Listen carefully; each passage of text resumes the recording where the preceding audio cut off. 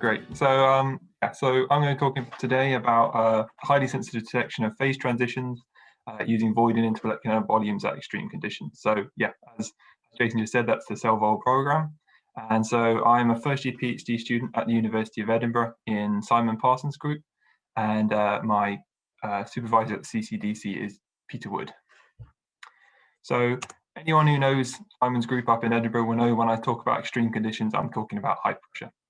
So since the advent of CCD detectors in high pressure crystallography, so that was after a paper in 2004 by Dawson et al., we can see that improved data quality and hence ease of structural determination, along with the increasing availability of high pressure equipment, so diamond anvil cells and sort of ability to adapt crystallography equipment, has meant that we've seen the rate of publication of high pressure structures in the CSD skyrocket in recent years. So these are new structures every year, and this was from some searches using the API.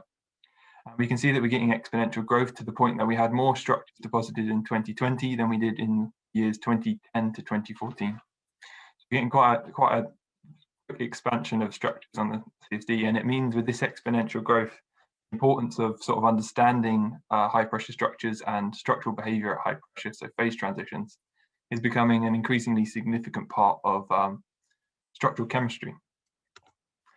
So when we're looking at phase transitions, we're commonly going to be thinking about the Gibbs equation here that we're all very familiar with. And of course, under high pressure, pressure volume term is going to be the most important part of this equation. So when we talk about transitions, we look at first order transitions. So we look at trends in cell length and cell angles and hence overall volumes. And we study these to look for discontinuities with first order transitions.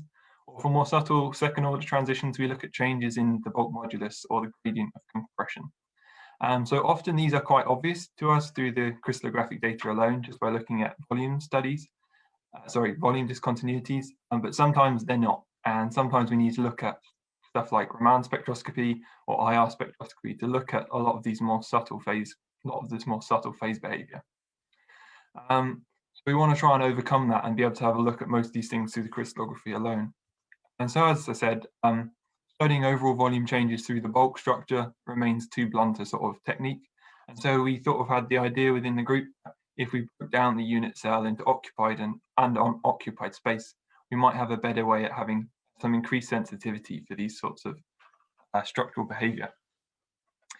So there's a number of ways to break down the unit cell so far, looking at sort of void volumes.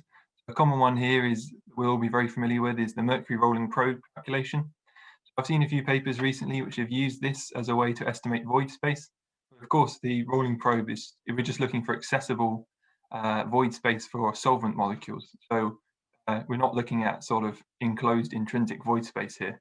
So when we're looking at for a full thermodynamic approach to looking at void space, using this mercury rolling probe is using it for something it's not actually designed for. So we thought we need to design a new way of looking at void space and occupied space in the crystal structure. And that's why we designed the CellVol program. So to speak briefly about how it works, so it's a Monte Carlo estimation. And if anyone's seen any of my presentations before, they'll be very familiar with this diagram. So we're talking about, this is just a nice way to explain how it works. So if we put a box around a sphere and we put random points within this box and then count how many times they're also within the volume of the sphere, we can start to have an estimation of the points within the sphere which are just in the cube only. This very accurately and quickly approximates the ratio of the volumes of the two. And if you can compare these to classical volume calculations, you get very good values quite quickly. So to expand this to our program, we basically use a similar model, but place each atom as a point at the center of a sphere, with a sphere defined by the van der Waals radius of that atom. And so for those van der Waals radii, we use those collected by Alvarez, and that was done from extensive studies using the CSD of the different contacts which are present there. So once we've done that, we place points randomly within a unit cell after normalizing our X-ray structures to neutron lengths for all hydrogen bonds due to artificial shortening. And we then place points randomly within the unit cell and count whether they fall within the van der Waals radius of any atom or whether they sit outside it. So we define if they're within the van der Waals radius of any atom, we define them as in network volume, so the volume of occupied space. Whereas if they're not, we define them towards the void volume. Just using these calculations here, we can then get some quite good estimations for occupied and unoccupied space in crystal structures. So we also take into account atoms just outside the unit cell. As you can see from this diagram here, it will be important when we have atoms sitting on the edge of the unit cell, we're going to get a re-entrant contribution to their van der Waals radius on the other side in the adjacent unit cell. So it's important we sort of expand our unit cell to make sure we take into account everything that has intermolecular impact on it. So moving on from this, we found that so we found that we're able to fully automate this process, this can design this using the CCDC or the CSD API, and we can invoke it either from Mercury, so this is an output table here from Mercury, or from command line. So this works post-refinement on crystal structures obtained from CIFS. And when we're working through Mercury, we work on the current entry. But when we're working through the command line, you can either work on any CIF within your directory or anything on the local storage of the CSD. And so when we're using this program, we have to define the number of runs and the number of points per run. And the number of points per run is obviously the number of random points in our structure. And we have several runs to sort of recover the accuracy and the consistency of the calculation, which we're naturally going to lose from the random process. Also define the precision here, which gives you the standard deviation cutoff that you'd like and the consistency of your results. So this program has been fully designed, and it can also work on multiple CIFs. So this is especially useful for the SI of papers when all the CIFs are in one file, or especially when you're using Conquest, you can save all your CIFs to one file and then it runs on the whole file, one structure at a time. So you can use this for, if you're looking at something like a specific bond length or specific parts of a molecule that you've searched through Conquest, you can then run it on the whole output file using this program. And so test just how useful this calculation was and how important it might be to the crystallographic community, we ran the program on the entire contents of high pressure structures on the CSD. So after we cut down a few structures which had no coordinates or had high levels of disorder, because of the way the program works, we need quite defined atom positions. We ended up with 1,472 different structures, and they fell into 129 different ref code families. And the results of this study were quite interesting. I'm just going to go through some of the more interesting examples here as a quick summary of some of the stuff we've found. So an interesting thing with the program was we found that many structures, variations in void and network volumes, showed discontinuities that allowed us to easily spot first order phase transitions. So this is a thing we commonly find in unit cell volumes and overall volumes. But we found that we had a far greater sensitivity for these kinds of transitions. So we could spot much more subtle first order phase transitions using the program. And so this is demonstrated here for the structure histidine. This is the amino acid histidine. So, lots of graphs, but the amino acid histidine has two polymorphs. So we have an orthorhombic and a monoclinic form. And so the two structures, we have two structures, and these were both studied recently up to about 6 or 7 GPa by other members of the group. And so the orthorhombic form both have one phase transition. The orthorhombic has a phase transition at 4.5 GPa, whereas the monoclinic has a phase transition at 3.1 GPa. So if we look at these graphs, we can see quite clearly we've got the discontinuity here to identify this phase transition from the unit cell alone. But once we break down into the network volume, we can see quite interestingly at this transition, we're seeing a slight step up in the network occupied volume within the structure. And this is largely compensated by a large drop in the void volume seen here in this graph. We can see here the greater sensitivity of the method. We have a 22.2% reduction in our void volume here compared to a 2.6% reduction in our unit cell volume over here.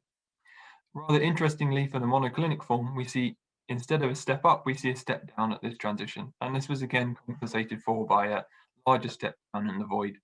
So again, here we see a 15.4% volume reduction compared to a 2.6% reduction. Again, a greater sensitivity. So as well as greater sensitivity, we also show quite interesting results that we have here, is that despite the energetic similarities of the two polymorphs of histidine, we can see here that this one steps up at this transition and this one steps down. So there's clearly some quite significant volume differences at a high pressure occurring because of these sort of subtle differences in hydrogen bonding. So the second structure I'm going to talk about is naphthalene. So naphthalene gives an example of something we see quite commonly in our results, is the ability to sort of see very subtle high pressure transitions commonly only seen in spectroscopy. We can highlight them in existing crystallographic data for the first time. So naphthalene has been studied fairly extensively, and this is largely due to a contentious phase transition in the range of 2 to 4 GPa. So this was first spotted by Bushman in about 80 years ago in 1938, and ever since the papers have gone back and forth denying or trying to prove this transition exists. And largely we see spectroscopic data agreeing with the transition, whereas crystallographic data to date has not been able to identify any transition. So we can see the most recent study here, we've reproduced one of the graphs from the paper, and we can see that the changes in interlayer distances, although this was reported to be a slight discontinuity, quite nicely fit a second order parabolic function with no real clear changes across this whole range. When we run this through the CellVol program, we find that although the unit cell volume and the void volume show no real discontinuities over the range of this possible transition, we find that the network volume is quite clear in this changing gradient going on here. We can see that the current compression mechanism seems to level off, and then we see this sort of occurrence here at 2 GPa. We see the establishment of a new compression mechanism here. There's a very distinct change in gradient. But this was shown for the first time, and this is using pre-existing crystallographic data. We're able to show that this transition actually does occur as what appears to be a second order transition in the crystallographic data. And this is at the lower end of what was reported previously. So this kind of studies will be very useful, especially for compounds in which there's not such a rich spectroscopic field. And so we could possibly illuminate structural behavior that we've had for a long time, but not been able to see before. The next compound I'm going to be talking about is a copper aspartate structure. So this is just under the ref code LeftJaf. And through this structure, we're able to see some interesting behavior before a phase transition occurs. So the LeftJaf compound has one phase transition at 6.77 GPa, shown by the group line here, and also a change in coordination that occurs about 0.9 GPa. So you can see a small discontinuity going on here due to that. So at this phase, so we can see that with this phase transition in our graph and this small change in coordination here, but more importantly, we can see by fitting a second order parabolic function to the result, we can see that the 2 points before the phase transition fall notably below this line. And this occurs in the network volume only, and you cannot see it in the unit cell or void volume graphs. And this sort of step down was reasoned to be some kind of, we reason this to be some kind of form of collapse premonitory before the transition takes place. And following this collapse, we can see extreme hardening of the structure. So it's talking about another 1 GPa here, and we're seeing no change really in the network volume over this increase in pressure before the transition takes place. And so this sort of shape of graph was actually seen to be quite common in a lot of our results, but points beyond this sort of collapse and hardening were seen to be much, much more rare. So we can see this for a similar compound, sorry, not a similar compound, but a similar shape, the compound MIGPAL. We can see that we've got, again, these 2 points falling below, we've got this drop and then this sort of hardening. This compound was reasoned to have a destructive phase transition, which occurred visibly on this final point here, but couldn't be measured because it destroyed the crystal. So we reason this is quite a common thing within our results. So this is a destructive sign of a destructive phase transition through this premonitory behavior, under which the crystal survival beyond is actually quite rare, which explains why we see these sort of collapse points as the last 2 points in a lot of our plots. So this is just quick, I'll very quickly talk about this compound. So this is the sodium oxalate compound, and it sort of shows the limits of the relevance of the program here. So we can see that we've got the void volume completely bottoming out as a completely unphysical result. And this is what we get from our calculations. And this sort of shows the limit of where van der Waals radii, which is what we use for the calculation, are sort of coming to their limit of their usefulness. So by recalculating this using results from Shannon and using results from Shannon for a singly cationic sodium in a 6-coordinate environment, what we have here, and keeping the oxalate the same as the van der Waals radii, as we found by comparison between the Shannon and the Alvarez data that this was quite a consistent thing we saw. We were able to find a much more reasonable plot with reasonable void volumes, and we were able to recover this discontinuity here in this plot. So although we were able to recover this in our data, and we can show that clearly in this case ionic radii are much more appropriate than van der Waals radii, we've not made an attempt so far to put this into the calculation. And that's largely due to the large variations in ionic radii due to environment, oxidation state, and also different charges. So that's very important there. And we've not made the attempt to input this yet into the calculation, because this data is something that's very hard to extract using the API as well. And it's something that, this data very hard to extract with the API. And also most of the time we're looking for these trends in data rather than exact volumes. And so it's not such a significant thing to our calculations, where very small things slip in. In fact, from the 129 ref codes we looked at, only 2 of them actually required intervention in this way. So our final thing I'm going to talk about is bulk moduli. So by breaking down the unit cell into occupied and unoccupied space, we can analyze each part of the molecules differently. And so this was done using the bulk moduli, and so through the EOS FIT program. So through this, we found that although it's worth noting very quickly that fitting of bulk moduli to individual parts of the unit cell is not thermodynamically exactly correct, they do give us some good ballpark values. And we can see here from the fairly consistent values in the void bulk moduli that we're getting, we're fairly accurate within a few GPa. And so we can see here some remarkable results where we're finding bulk moduli for networks up the sort of scale of titanium, those relatively hard metals.